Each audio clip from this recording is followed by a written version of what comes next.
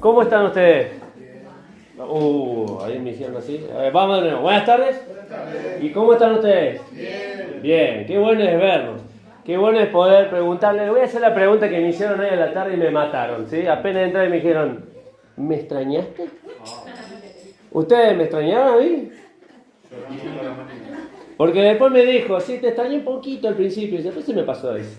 Entonces, la verdad que es una alegría poder vernos, poder encontrarnos, poder estar juntos.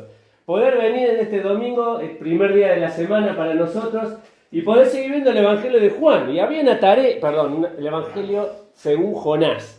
Y habíamos dejado una tareita, no sé si ustedes se acuerdan, ¿sí? Un pequeño versículo para memorizar que estábamos viendo con respecto a esta ¿cómo se llama? A esta lección.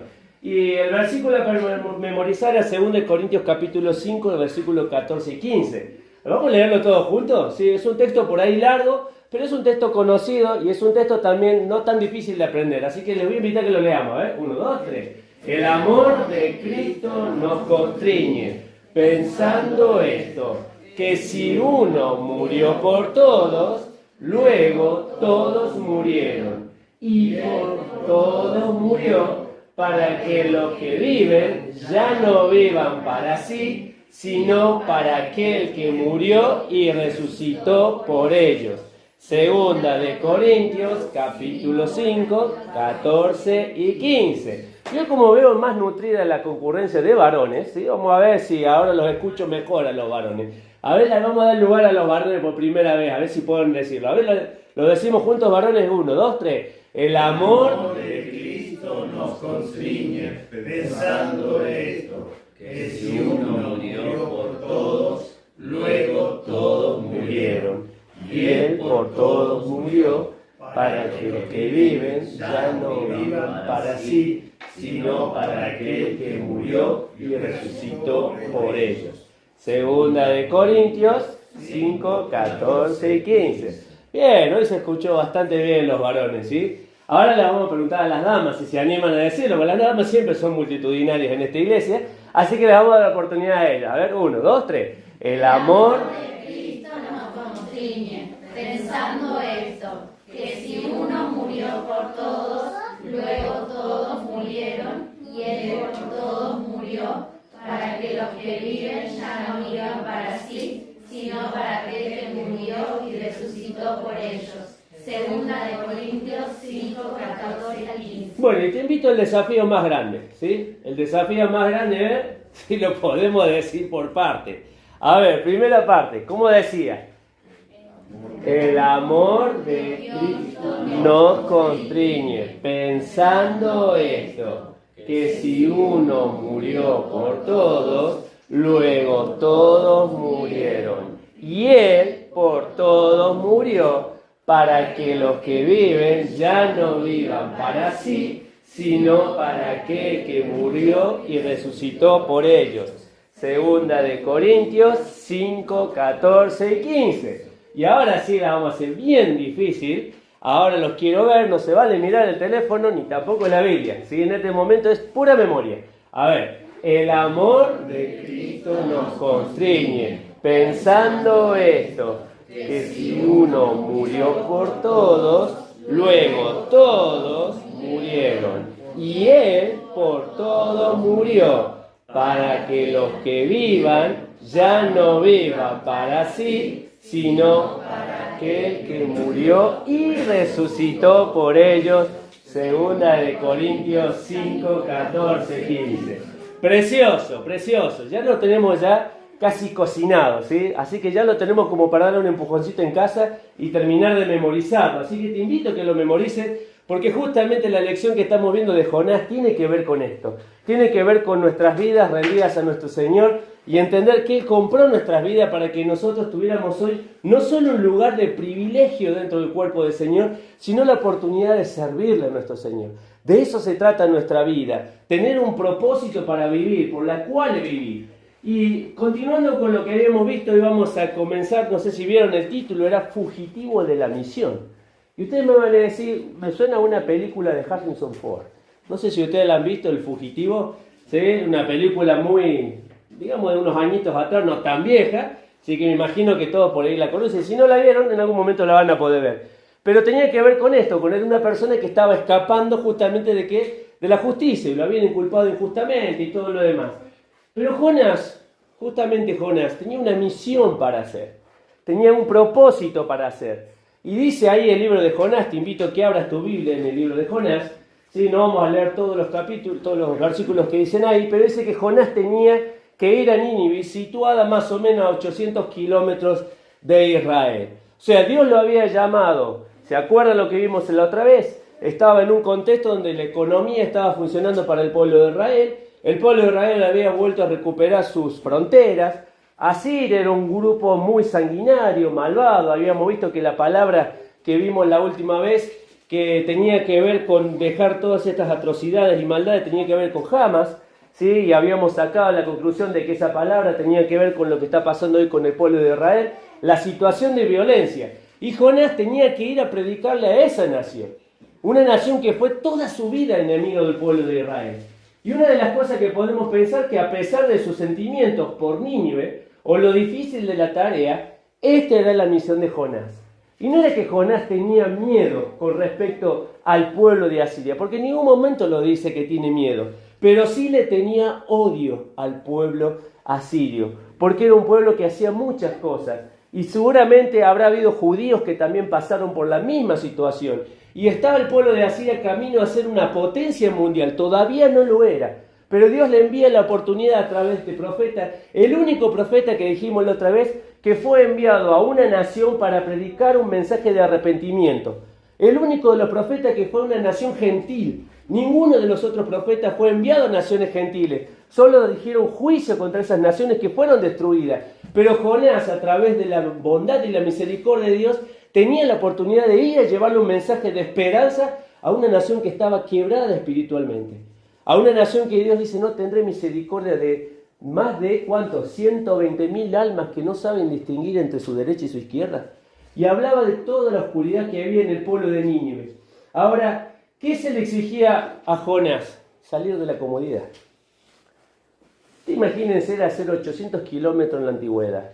Hoy nosotros hablamos de manejarnos distancias, ¿no? De acá a Córdoba tenemos casi un poquito más de 1.450, 1.500 kilómetros.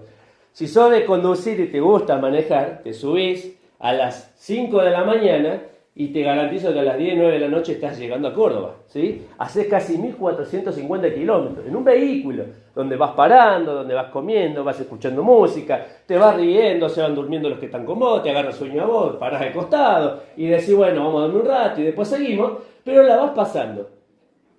Jonás no tenía esa posibilidad.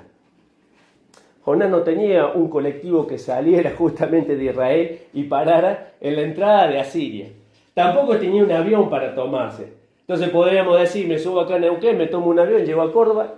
No. Tenía que salir de su lugar de comodidad. Pero también tenía que salir de su lugar de seguridad.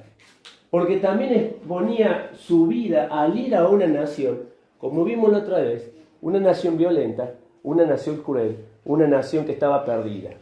Ahora, la iglesia tiene un propósito.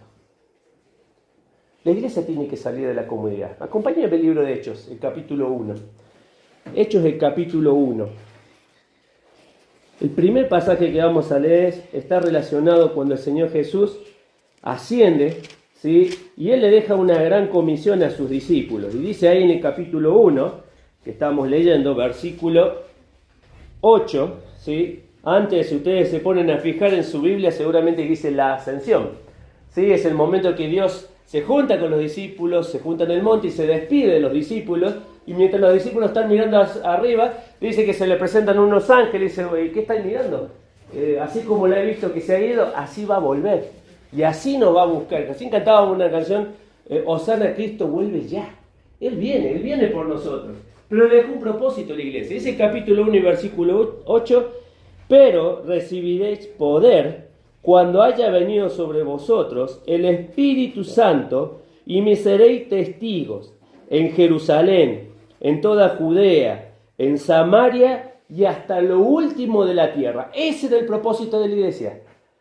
El Señor Jesús se va y le dice, ustedes tienen que salir y predicar el Evangelio. Hace unos años atrás habíamos tomado este pasaje como lema de una conferencia en este lugar. Y habíamos puesto como en las tres instancias que habla, Jerusalén, Judea y hasta lo último en la tierra, hacíamos un hincapié sobre cómo tenemos que llevar el mensaje a los que están más cercanos, a los que están más lejanos de nuestro entorno, nuestra familia, nuestros compañeros, y hasta llegar a los últimos de la tierra. Tal vez Dios tenga alguna persona preparada acá para que fuera a misionar a otro lugar. Yo no lo sé. Pero si Dios te llama, te va a llevar para que vos lleves el mensaje. La iglesia tenía un propósito, salir de su comodidad. ¿Qué pasó? Acompáñame al pasaje al revés, capítulo 8 del libro de Hechos y versículo 1. Capítulo 8 del libro de Hechos y versículo 1. Acá ya lo tenemos a Saulo persiguiendo a la iglesia. Capítulo 7 lo tenemos a Esteban relatando un mensaje de salvación y de esperanza para el pueblo de Israel. Y el pueblo de Israel lo termina apedreando. Y entre ellos, dice, estaba el joven Saulo. Y dice el versículo 1 del capítulo 8. Y Saulo consentía en su muerte. Está hablando de Esteban. En aquel día hubo una gran persecución contra la iglesia que estaba en Jerusalén. Y todos fueron esparcidos por la tierra de Judea y de Samaria, salvo los apóstoles. Y los hombres piadosos llevaron a enterrar a Esteban e hicieron gran llanto sobre él. Y Saulo asolaba la iglesia y entrando casa por casa arrastraba a hombres y mujeres y los entregaba en la cárcel. Versículo 4. Pero los que fueron esparcidos iban por todas partes anunciando ¿qué cosa? El Evangelio. El Señor Jesús reúne a sus discípulos. Dice, yo me voy. Ahora quedan ustedes. Vayan y prediquen el Evangelio. No se sabe con certeza cuánto tiempo pasó entre el capítulo 1 y el capítulo 8. Pero el tiempo que pasó en el medio había hecho que la iglesia estuviera todavía en ese lugar y no hubiera salido a donde tenía que salir. Por eso cuando uno lee el versículo 4 de este capítulo, dice, los que fueron esparcidos iban por todas partes anunciando el Evangelio. Y los versículos que tenemos adelante, en el versículo 1, dice que iban por Judea y por Samaria. ¿A dónde tenían que ir? Judea, Samaria. ¿Ya está? O sea, Dios lo tuvo que empujar. Moverlos de la situación de comodidad. Sacarlo de esa zona de confort, de seguridad. ¿A quién no le gusta vivir así? Cuando recién conocemos a Cristo y recién estamos queriendo formar nuestra familia y las demás cosas, y vamos pensando en cosas que nos generan seguridad. Y estoy seguro que en algún momento, alguna persona cuando busque una compañera, el papá, si tiene una hija, lo primero que va a decir, ¿de qué van a vivir?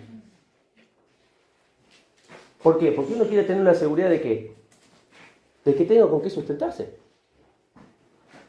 que tenga con qué vivir, que tenga que comer.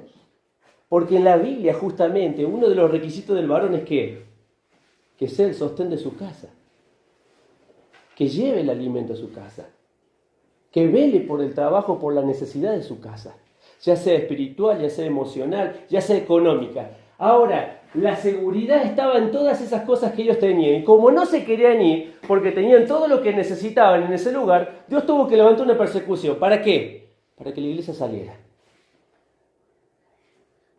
No lo dice la Biblia. Tampoco podemos hacer una suposición. Pero tal vez, si no hubiera pasado eso, no hubieran salido de ese lugar. Si Esteban no hubiera sido el primero en morir, la iglesia no hubiera tomado dimensión de lo que se les venía. Por eso cuando hablamos de misión, hablamos de que todos nosotros tenemos una misión que realizar. Jonás tenía una misión de ir hacia el norte, de predicar el Evangelio. Y nosotros tenemos una misión. Mateo capítulo 28. Mateo capítulo 28. Pasaje relacionado con lo que estábamos viendo recién. A ver, rapidísimo. Mateo capítulo 28. Seguramente o estuviste en la escuelita o en algún lado lo escuchaste y también lo habrás escuchado de nosotros, que se llama el pasaje también de ¿qué? De la gran comisión. Aquello que Dios dejó para que nosotros pudiéramos hacer. Y ahí en el capítulo 28, versículo 18, dice así: Jesús se acercó y les habló diciendo: toda potestad me he dado en los cielos y en la tierra. Por tanto, id y haced discípulos a todas las naciones, bautizándolos en el nombre del Padre, del Hijo y del Espíritu Santo, enseñándoles que guarden todas las cosas que os he mandado, y he aquí yo estoy con vosotros hasta todos los días hasta el fin del mundo. Amén. Y termina diciendo ahí que hay que hacer cosas. Primero, evangelizar. Y voy a decir, bueno, yo ya le hablé a una persona. Esta semana me tomé el tiempo de hablarle a una persona de Dios, o tuve la oportunidad de repartir un folleto. Vuelvo a decir, en mi casa hay un montón de folletos. Sé que en la casa de los chicos hay un montón de folletos. No te da por ahí para hablar, entrega un folleto, evangelizar. Pero la segunda de las cosas es bautizar.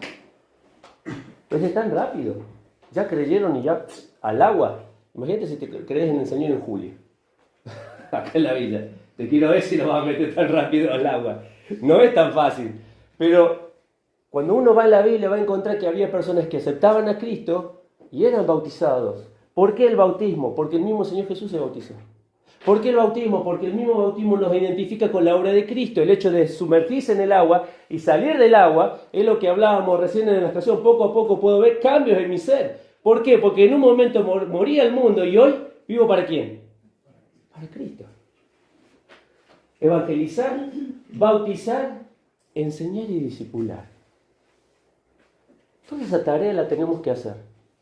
No es que, bueno, solo evangelizamos, ¿sí? Porque hasta ahí llegamos, no nos dan los tiempos.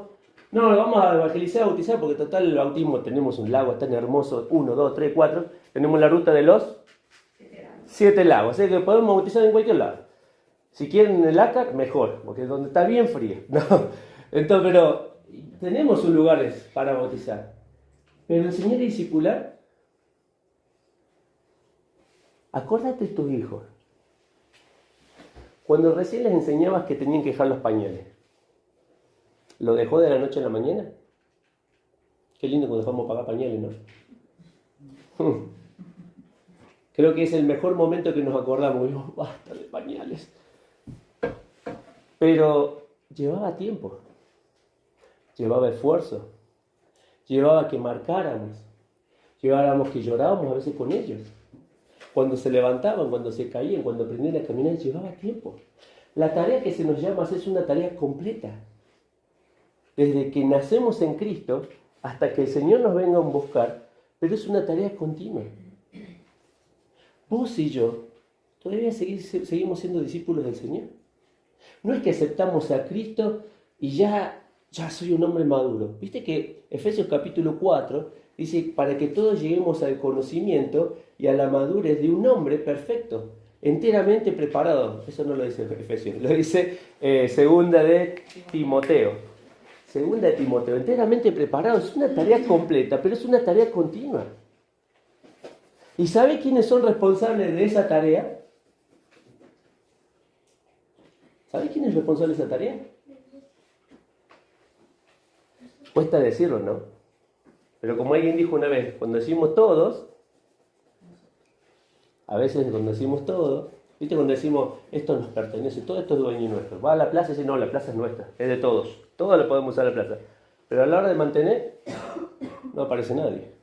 Hace un tiempito atrás, estaba esto que hizo acá en la plaza de Madrid, que no tenía luz, hicieron una velatón, así se llamaba, donde convocaban a la gente que fuera a la plaza a ponerse con una vela, porque no había luz en la plaza. Hoy, después de 15 días que pasó eso, tiene luz la plaza. Entonces vieron todo, decimos, es de todos. Pero a la hora de que tenemos que mantener la plaza, de tener que cortar el pasto, de tener que poner una luz, de tener que preparar el lugar, tener las mesas acorde para que la gente pueda disfrutar y sentarse, y hasta uno pueda sentarse en ese lugar, no encuentras a nadie. Esta tarea no se la podemos dedicar a nadie. Es nuestra tarea. Pero yo tengo que estudiar. Es esta nuestra tarea. Pero yo tengo que trabajar. Es esta nuestra tarea. Pero yo tengo que disfrutar de la vida. Me queda poco, ya soy grande. Esta es nuestra tarea. Esta es nuestra tarea. Esta es nuestra misión. Esto es lo que nosotros tenemos que hacer. Cada uno. Porque alguno tendrá la facilidad de hablarle a Cristo a uno. A otro tendrá la facilidad de enseñarle de Cristo. Entonces, como se cumple lo de Pablo, algunos siembran y otros riegan, pero el crecimiento, ¿quién lo da? Lo da Dios. ¿Pero quiénes trabajan en la iglesia? Todos. Todos. Muchas veces es difícil concretar una tarea completa y continua cuando el cuerpo no trabaja todos juntos. Y voy a decir, pero es para los grandes. No, para todos nosotros. Pero es para los que tienen años en la iglesia. Es para todos nosotros. No, pero es para aquellos que han estudiado, se han dedicado a estar en un instituto y a hacer un montón. Es para todos. Todos nosotros tenemos esa misión. Y esa responsabilidad no se la podemos delegar a nadie. ¿A quién se la vamos a delegar? ¿A las personas que no tienen a Cristo? Somos nosotros los medios para que la gente conozca de quién. De que hay un Dios y hay un Salvador. Por eso la tarea de Jonás era una tarea que todos nosotros tenemos que hacer. Y por las personas. Ahora, esa era la misión. ¿Cuál fue la acción de Jonás? No sé si le llegaste a leer, pero vamos a leer Jonás capítulo 1 y versículo 3. Jonás capítulo 1 y versículo 3. Dice ahí, y Jonás 1:3, se levantó para... ¿Qué? Para ir, dice, ¿no? No. Se levantó para huir de la presencia de Jehová a Tarsis y descendió a Jope y halló una nave que partía a Tarsis y pagando su pasaje entró en ella para irse con ellos a Tarsis, lejos de la presencia de Jehová. ¿Cuántas veces menciona este versículo lejos de la presencia de Jehová? Rápido. Dos veces. Dios le dice, mira, vení Jonás, heme aquí, Señor. Como todos los profetas, heme aquí, Señor.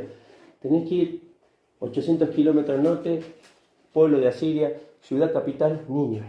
Ve y predica que viene una destrucción para ese lugar. Y agarra a Jonás cuando escucha la orden y dice, sí, Señor. Se fue para el otro lado. Y ahí la palabra huir tiene que ver con escapar, con disparar. ¡Ja! Hablábamos recién del fugitivo. ¿Escapar o disparar de quién? ¿Qué dice el escritor? De Jehová. Ahora, me llamó la atención esta palabra, que la fui a buscar en el Nuevo Testamento y aparece 4 veces en el Nuevo Testamento. 2 de esas aparecen en 1 Timoteo. A ver, uno que busque 1 Timoteo capítulo 6 y otro que busque 2 Timoteo capítulo 2, versículo 22. Rapidísimo, por favor. Capítulo 6, versículo 11, 1 Timoteo, y 2 Timoteo capítulo 2 y versículo 22. ¿Quién lo tiene? Acá, Ceci. Por favor. 6, 11. Sí. Mas tú, oh hombre de Dios, huye de estas cosas y sigue la justicia, la piedad, la fe, el amor, la paciencia, la mansedumbre. Bien. Versículos anteriores está hablando del dinero, está hablando del buen nombre, está hablando, dice, huye de esas cosas, pero sigue esto, la justicia. Huye de esas cosas. No está diciendo el escritor huye de Dios, sino que huye del pecado. Capítulo 2 y versículo 22, ¿quién lo tiene? Huye también de las pasiones juveniles y sigue la justicia, la fe, el amor y la paz, con los que de corazón limpio invocan al Señor. ¿Cuál es el sentido de la palabra huir ahí? ¿Huir de Dios o huir de pecado? Huir del pecado. Y no vamos a encontrar en ninguna parte de la Biblia que nosotros podamos decir, voy a huir de la presencia de Dios. Ahora, en la palabra que utiliza en el Nuevo Testamento tiene que ver con esto, con huir y fugarse del pecado. El concepto de Jonás era, yo me voy a ir lo más lejos de la voluntad del Señor porque no quiero hacer lo que Dios me está pidiendo, por odio, por bronca, por la cuestión que sea, no voy a ir, pero me voy a ir al otro extremo del mundo. Hasta el otro extremo del mundo conocido. Y el Salmo 139:7, el escritor dice 2 preguntas en el mismo versículo. Yo agarré la segunda. La segunda pregunta dice, ¿a dónde huiré de qué? ¿Era racional lo que estaba pensando Jonás? Para nada. ¿Era lógico lo que había pensado? Para nada. Mientras él pensaba que me voy lo más lejos posible para no hacer lo que Dios me pide y así me voy de su presencia, el escritor termina diciendo, ¿a dónde voy hoy? El salmista dice, si voy arriba, está el Señor. Si voy a lo más profundo, está el Señor. Si me fuera al extremo de la tierra, está el Señor. Y esto es lo interesante para nosotros, entender que Dios está ¿en dónde? En todos lados. Y cuando hay una persona inconversa a lo nuestro, ¿sabes lo que dice el Señor, no?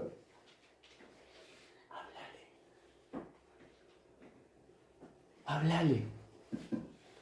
Empezá a charlar con la persona. Fíjate qué le pasa. Tal vez te cuente, tal vez no.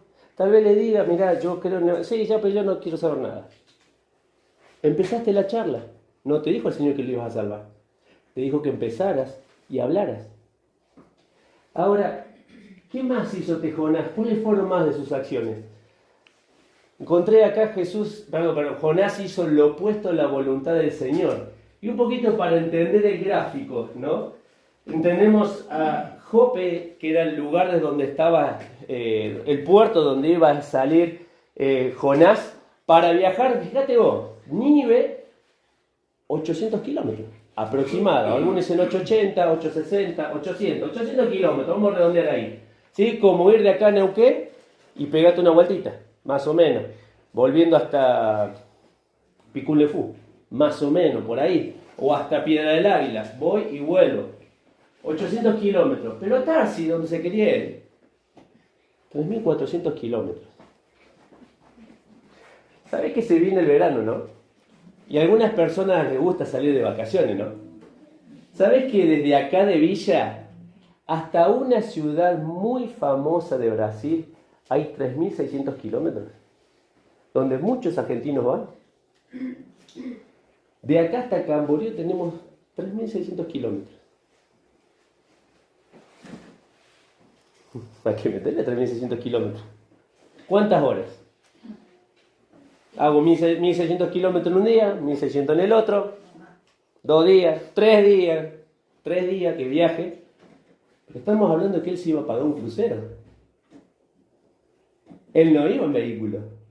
Él iba en un crucero, all inclusive, con todo, con comida, con todo lo que requería para hacer ese viaje. O sea, no tenía la plata para ir a Nínive, pero sí tenía la plata para irse a Tarsis. ¿Qué te quiero decir con eso? ¿Cuáles fueron las acciones de Jonás? El precio de desobedecer. El precio de desobedecer. Y fíjate acá, Jonás, dice el versículo 3, pagó un pasaje. Adelante, señor. Jonás. Jonás, dice acá la palabra del Señor, pagó un pasaje. ¿Cuánto puede haber salido un pasaje de Tarsis a Jope, Jope a Tarsis? 3.400 kilómetros. ¿Cuánto puede haber salido? No sé si tenían ahora 12 o ahora 6. Por despegar. Habrá salido una moneda. Plata le costó. Vuelvo a decir, para 800 kilómetros no había, pero para 3.400 sí había. El precio fue en vano. ¿Y sabe por qué fue el precio en vano? Porque si bien él pagó su pasaje, dice el versículo 3 que él pagó el pasaje, ¿a dónde lo llevaron? Dice ahí el versículo 3, Jonás se levantó para huir de la presencia de Jehová a Tarsis y descendió a Jope y halló una nave que partía a Tarsis y pagando su pasaje entró en ella para irse con ellos a Tarsis lejos de la presencia de Dios. Pero Jehová, versículo 4, hizo levantar un gran viento. Y versículo 17 dice, pero Jehová tenía preparado un gran pez que tragase a Jonás. ¿Te das cuenta? A veces invertimos todo nuestro esfuerzo en hacer las cosas que Dios no nos pide que hagamos y es en vano. Y uno puede buscar, ¿no? ¿Cuántas cosas a veces las personas pueden hacer en vano? Yo puse un ejemplo, el precio de desobedecer. Adán y Eva, ¿qué perdieron? El Edén. Saúl, ¿qué perdió? La corona perdió. ¿Se acuerdan cuando Samuel va?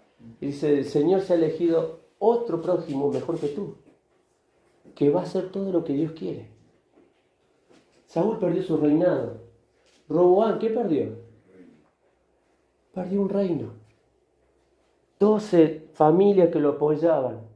Cuando tuvo que tomar una decisión, la tomó sin Dios y sin quienes los aconsejaban a sus padres. Y terminó pagando el precio, dividiendo el reino. Y se levantó en guerra. Dijo, ahora voy a ir y voy a obligar a esas 10 naciones que me sigan como me siguieron a mi padre. Y Dios se le presentó y dice, ¿sabes qué? No hagas nada. Porque esto viene de mi parte. Por desobedecer. Y podemos nombrar otro más. ¿Y el hijo pródigo? ¿Qué perdió? Perdió su vida. Y hasta llegó un momento que tuvo que decir, en la casa de mi padre está un empleado, come mejor que yo. Y yo aquí sigo mendigando, ¿qué cosa? Pan. Sigo mendigando pan. Por eso, la acción de Jonás de desobedecer al propósito de Dios lo terminó haciendo pagar un precio que fue en vano. ¿Tanta inversión para qué? Para que quedara ¿dónde? Adentro del pez. Y seguimos viendo cosas más que le pasaron acá a la acción de Jonás. La otra de las cosas que dice, encontró un comentarista, teólogo, Donald Gray Barnhouse, dice, siempre sucede de esta manera. Cuando huyes del Señor, nunca llegas donde querías llegar. Y siempre acabas pagando la cuenta. ¿Quién pagó el viaje de Jonás? Él lo pagó.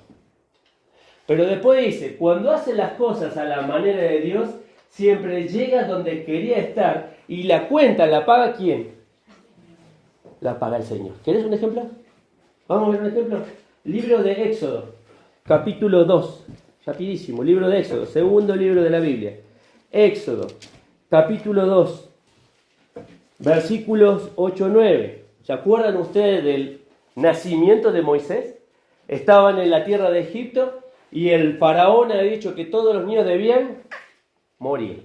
Parecido a lo que estamos viviendo ahora, ¿no? Con todo el tema del aborto y lo demás. Bueno, sacando eso al tema, Jocabé tenía que entregar a su hijo para que fuera muerto.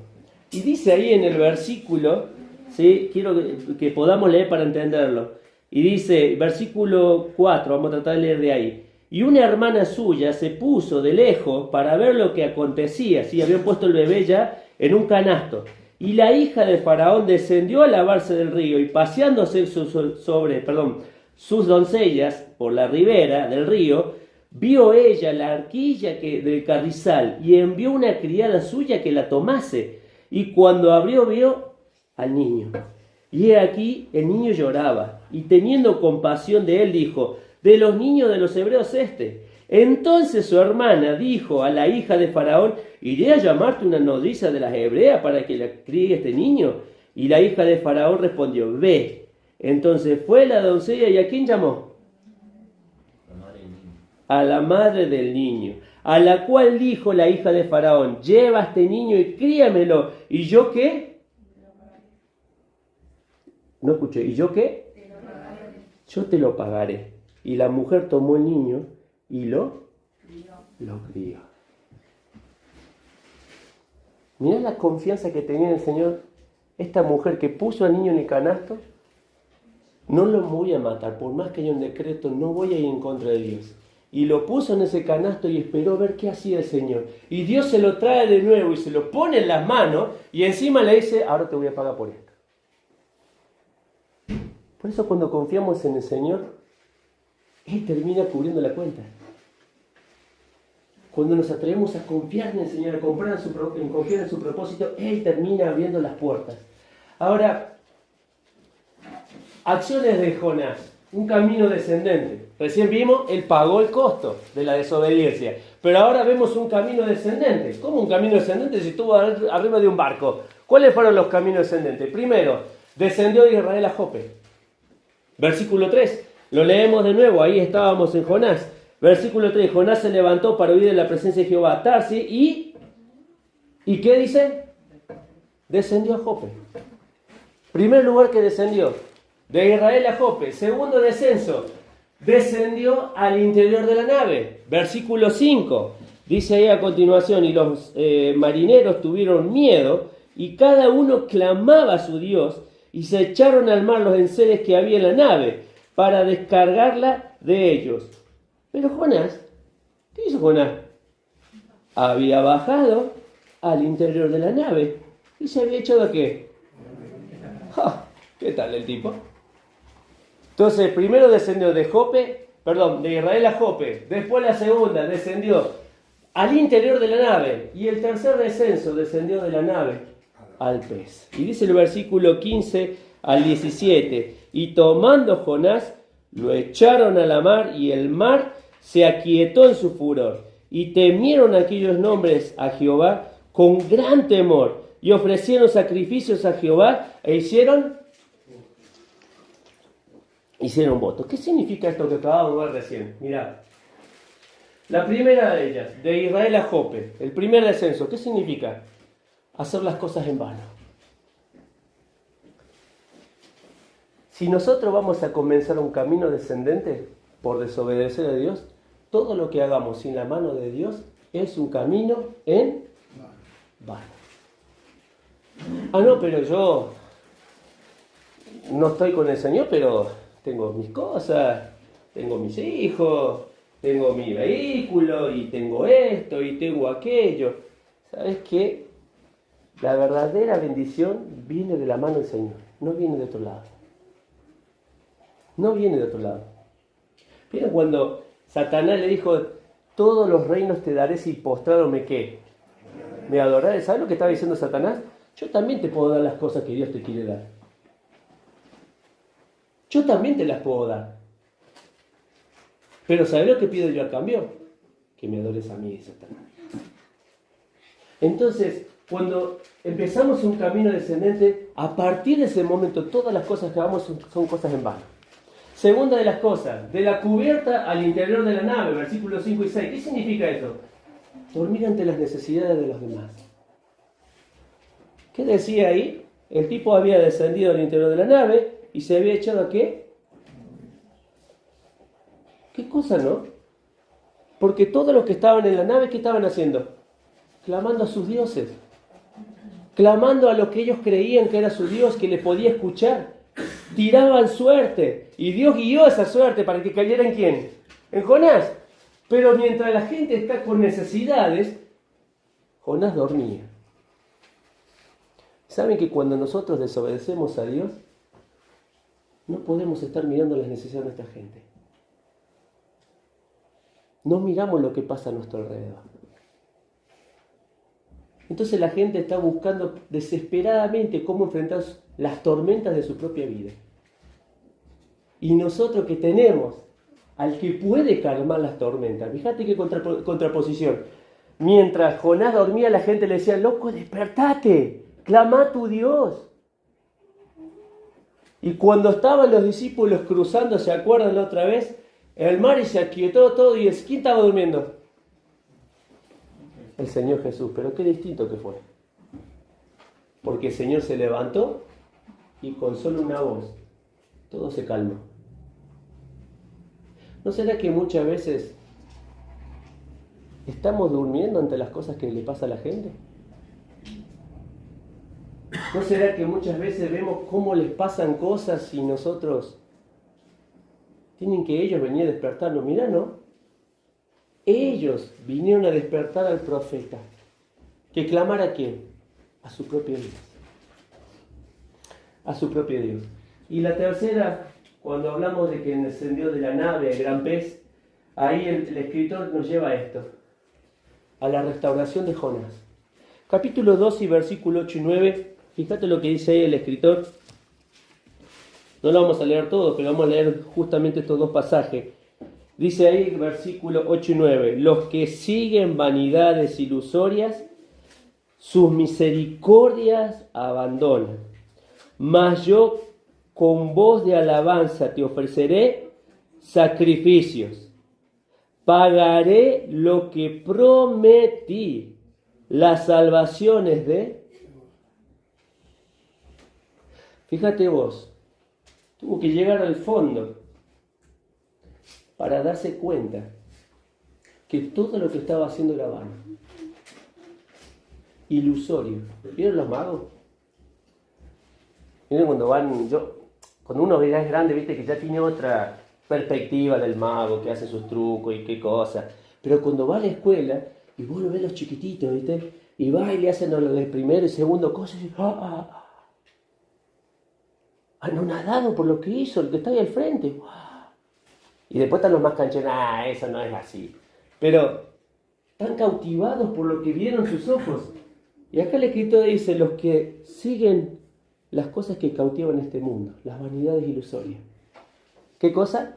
De su misericordia abandona. Tal vez el Señor tenga que hacernos tocar fondo para entender que en ese lugar lo único que tenemos para hacer es lo que dice el capítulo 2 y versículo 1. Entonces oró Jehová a Dios. ¿Desde dónde? Desde el vientre del pez. ¿Desde dónde oró el hijo pródigo?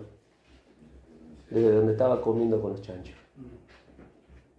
Siempre el Señor nos está buscando para que nosotros hagamos el propósito de Dios, de hablarles a otros de que hay Dios y hay un Salvador. Ahora, la gran pregunta. ¿Y tú? ¿Y yo? ¿Soy fugitivo del Señor?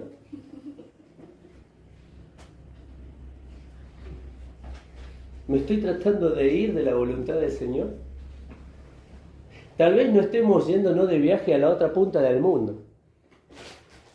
Tal vez no estemos tomando un viaje, estas cosas que salen ahora de que quieren que el hombre esté en la luna y que vivamos la luna. Tantas cosas, tanta plata invertida en eso y tienen a personas que se mueren de hambre. Pero, ¿estamos nosotros corriendo en contra de lo que Dios quiere? ¿O estamos realmente llevando el mensaje a las personas que Dios tiene? Esa es nuestra misión. Tal vez estemos escondiéndonos como el profeta, ¿no? Se escondió en la bóveda mientras todo se estaba cayendo. Y a veces esconderse en la bóveda significa esconderse de las cosas que nosotros tenemos. A veces nos podemos esconder atrás de una relación, a veces nos podemos esconder atrás de nuestro trabajo, a veces nos podemos encontrar atrás de nuestro estudio, nos estamos escondiendo y no estamos saliendo a la luz, mientras la gente nos está diciendo, loco, háblame.